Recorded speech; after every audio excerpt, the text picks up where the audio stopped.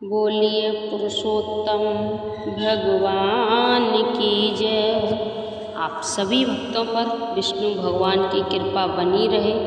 आइए भक्त सुनते हैं पुरुषोत्तम मास महात्म्य कथा अध्याय दूसरा। अधिक मास कथा अध्याय दूसरा। आप सभी भक्त से पूरा सुने। आप सभी भक्तों की हर मनोकामना विष्णु भगवान अवश्य पूरी करेंगे। सूत जी बोले, राजा परीक्षित के पूछने पर भगवान शुक द्वारा कथित परम पुण्यप्रद श्रीमद् भागवत सुखदेव जी के प्रसाद से सुनकर और अतंतर राजा का मोक्ष भी देखकर अब यहाँ यज्ञ करने का उदय ब्राह्मणों के देखने के लिए मैं आया हूँ और यहाँ यज्ञ में दीक्षा लिए हुए ब्राह्मणों का दर्शन कर मैं कृतार्थ हुआ। ऋषि बोले, हे साधो, अन्य विषयों की बातों को त्याग कर भगवान कृष्ण देवपायन के प्रसाद से उनके मुख से जो आपने सुना है वही अपूर्व विषय है। सूत आप सब लोगों से कहिए, हे महाभाग, संसार में जिससे परे कोई सार नहीं है, ऐसी मन को प्रसन्न करने वाली और सो सुधा से भी अधिकतर हितकर ऐसी पुण्य कथा हम लोगों को सुनाइए। सूत जी बोले, विलोम ब्राह्मण के चरु में क्षत्रिय का चरु मिल जाने से उत्पन्न होने पर भी मैं धन्य हूँ, जो श्रेष्ठ पुरुष भी आप लोग मुझसे पूछ रहे हैं। भगवान व्यास के मुख से जो मैंने सुना है वह यथा ज्ञान में कहता हूँ। एक समय नारद मुनि नर नारायण के आश्रम में गए, जो आश्रम बहुत से तपस्वियों, सिद्धियों तथा देवताओं से भी युक्त है और बेर, बहेड़ा, आंवला, बेल, आम, आमड़ा, कैथ, जामुन, कदम्बादि और भी अनेक वृक्षों से सुशोभित है। भगवान विष्णु के चरणों से निकली हुई पवित्र गंगा और अलकनंदा भी जहाँ बह रही है, ऐसे नर नारायण के स्थान में भी नर नारायण मुनि ने जाकर उन परम ब्रह्म नारायण को, जिनका मन सदा चिंतन में लगा रहता है, जिसके जितेंद्रिय काम क्रोधादि छलों शस्त्रों को जीते हुए अत्यंत प्रभा जिनके शरीर से चमक रही है, ऐसे देवताओं के भी देव तपस्वी नारायण को साष्टांग दंडवत प्रणाम कर और हाथ जोड़कर नारद उस मुनि व्यापक प्रभु की स्तुति करने लगे। नारद जी बोले, हे देव, हे जगन्नाथ, हे कृपा सागर, सप्तपते, आप सत्यव्रत हो, त्रिसत्य हो, सत्य आत्मा हो और सत्य संभव हो। हे सत्य योने, आपको नमस्कार है। मैं आपकी शरण में हूँ, आया हूँ। आपका जो तप है वह संपूर्ण प्राणियों की शिक्षा के लिए और मर्यादाओं की स्थापना के लिए है।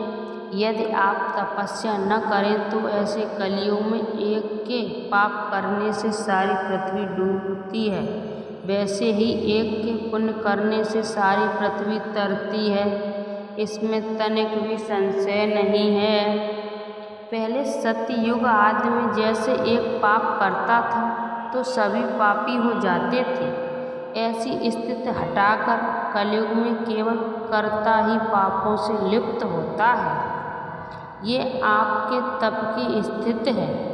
हे भगवान, कल में जितने प्राणी हैं सब प्रसवों में आसक्त हैं, स्त्री पुत्र गृह में लगा है। चित्त जिनका ऐसे प्राणियों का हित करने वाला जो हो और मेरा भी थोड़ा कल्याण हो, ऐसा विषय विचार कर केवल आप ही कहने के योग्य हैं। वही आपके मुख से सुनने की इच्छा से मैं ब्रह्मलोक से यहाँ आया हूँ। आप ही उपकार प्रिय विष्णु हैं, ऐसा वेदों में निश्चित है। इसलिए लोकोपकार के लिए कथा का सार इस समय आप सुनाइए, जिसके श्रवण मात्र से निर्भय मोक्ष पद को प्राप्त करते हैं। इस प्रकार नारद जी का वचन सुन भगवान ऋषि आनंद से खिलखिला उठे और भुवन को पवित्र करने वाली पुण्य कथा आरंभ की। श्री नारायण बोले, हे नारद, गोपों की स्त्रियों के मुख कमल के भ्रमर रास के ईश्वर ऋषियों को के आभरण वृंदावन विहारी ब्रज के पथ आदि पुरुष भगवान की पुण्य कथा को कहता हूँ, जो निमेष मात्र समय में जगत को उत्पन्न करने वाले हैं। उनके कर्मों को हे वत्स्य इस पृथ्वी पर कौन वर्णन कर सकता है।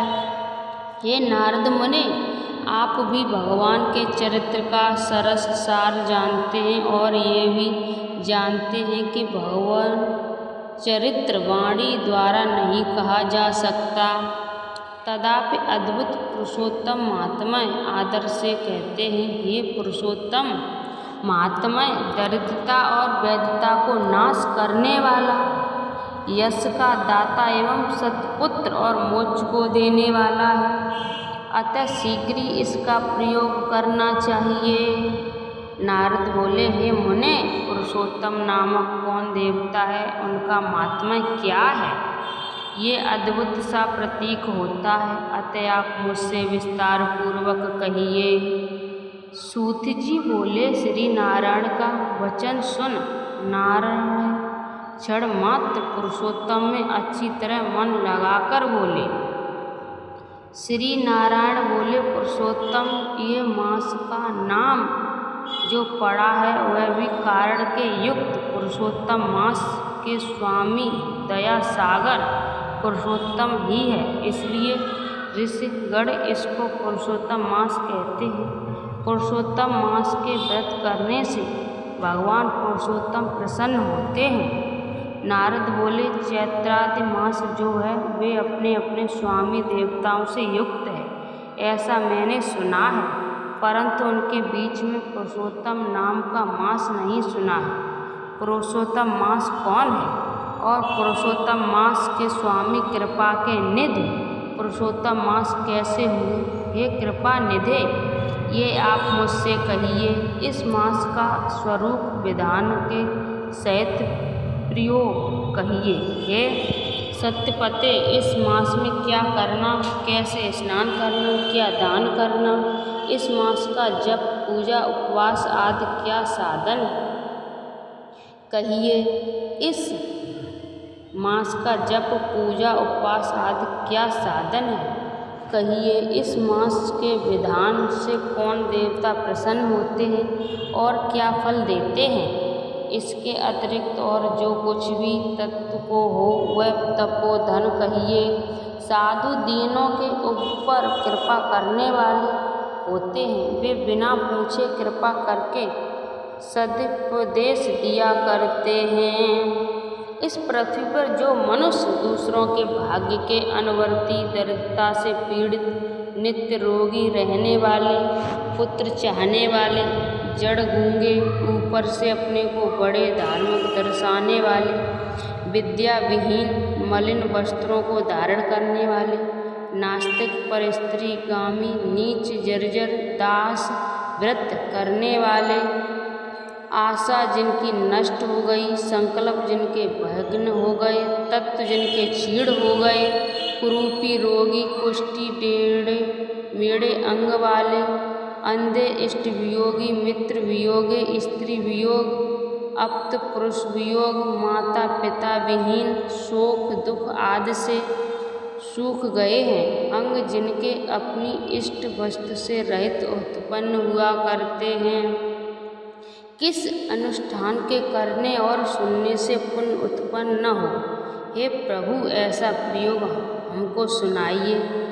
वैदित्व, व्यवधान्या, दोष, अंगहीनता, दुष्ट व्याधियाँ, रक्तपित्त आदि, मृगी, राज्यच्छा, माद जो दोष हैं, इन दोषों से दुखित मनुष्य को देखकर हे जगन्नाथ मैं दुखी हूँ, अतः मेरे ऊपर दया करके हे ब्राह्मण मेरे मन को प्रसन्न करने वाले विषय को विस्तार से कहिए।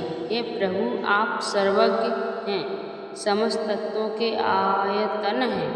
सूत जी बोले, इस प्रकार नारद के परोपकारी मधुर वचनों को सुनकर देव नारायण चंद्रमा की तरह शांत महामुनि नारद ने नए मेघ के समान गंभीर वचन बोले। इत ब्रह्म नारदीय पुरुषोत्तम मास समाप्त। द्वितीय मास समाप्त हुआ, द्वितीय अध्याय समाप्त। आप सभी भक्तों ने पुरुषोत्तम मास दूसरा अध्याय समाप्त हुआ। आप सभी भक्त इसे पूरा सुने, उसमें कुछ गलत बोले तो माफ़ करें। जय श्री कृष्ण, जय श्रीमन नारायण। अगला अध्याय अगली वीडियो में सुने।